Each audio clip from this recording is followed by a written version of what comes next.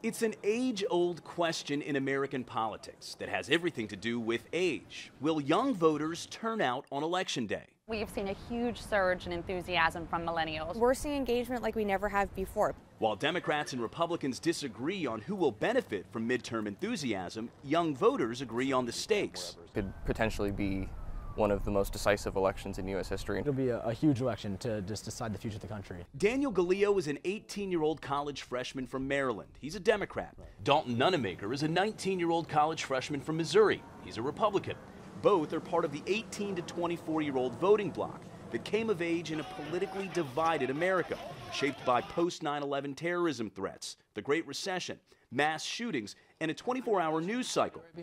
In this critical midterm election, Democrats are focusing on health care, while the GOP touts its success with the economy. We want to see the growth that we've had continue. We want to see the jobs, the unemployment stay really low. But there's something else animating the midterms. The election of Donald Trump. Continuing the president's agenda is something that's on the top of my list. It's also about shaking up the president's agenda for many young progressives like Daniel.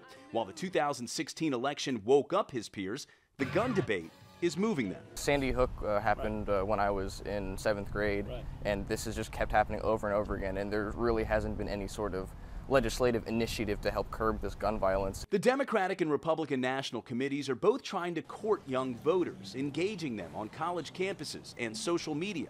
We learned our lesson from 2016. We can't be a committee or a party that shows up every 4 years and tells you in October that you need to vote. Rock the Vote is a nonprofit that registers and engages young voters. Executive Director Carolyn DeWitt says engaging includes teaching. They're unfamiliar with the process, they're nervous about the consequences of registering and voting, and they're largely actually self-conscious about their understanding about our government.